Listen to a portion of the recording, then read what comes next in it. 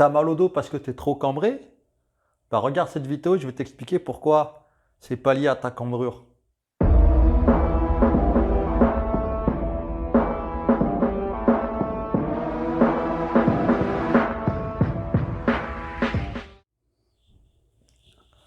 Ah ouais, putain, je suis trop cambré là, c'est à cause de ça que j'ai mal au dos.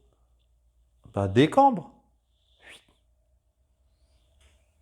Ouais, mais j'ai toujours mal.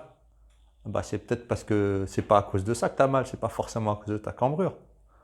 Qu'est-ce qui se passe quand t'es cambré en fait? Quand t'es cambré, en fait, ton bassin il part en antéversion comme ça. Voilà. Toi, t'es bien cambré quand même, hein?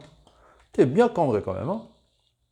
Bon, et en fait, qu'est-ce qu'on va retrouver là? On va retrouver un psoas ici qui va être trop raide. Ici, des spinaux, les muscles extenseurs qui vont être trop raccourcis. Et du coup, en général, en libérant ça, tu as moins de douleur.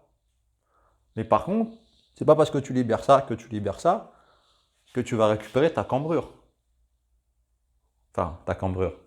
Que tu vas être moins cambré. Mais par contre, ça va pouvoir sûrement te diminuer tes douleurs.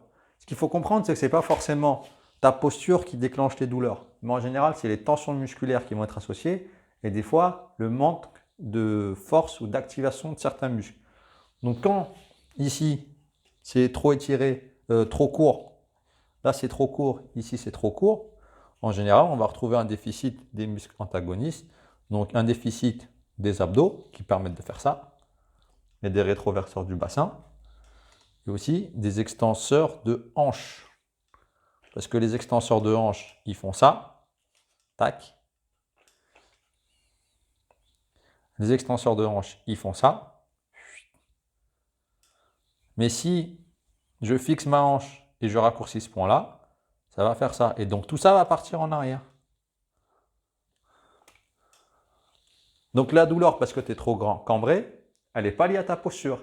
Elle est liée à un déséquilibre musculaire. Donc, ce qu'il faut faire, je vais te le montrer tout de suite. Donc, ce qu'il faut faire, il faut d'abord étirer le psoas, voire des deux côtés. Là, j'ai fait une vidéo sur l'étirement du psoas qui va s'afficher là. Donc, je te conseille de la regarder si tu veux vraiment aller au bout du bout. Étirement du psoas, travailler sur la rétroversion du bassin. Et juste ce mouvement-là, ça va permettre d'activer tes abdos, tes fessiers. Rien de plus simple. Par contre, il va falloir que tu répètes ça un petit moment quand même, hein. Parce que c'est pas en marchant, si tu as marché toute ta vie comme ça, je peux te dire que ces muscles-là, ils sont bien rétractés, hein, surtout ton psoas, hein. Bon, maintenant, si tu as aimé, mets-moi un gros like, partage et surtout, abonne-toi à la chaîne. Je te donnerai de nouveaux conseils. Allez, à plus, ciao!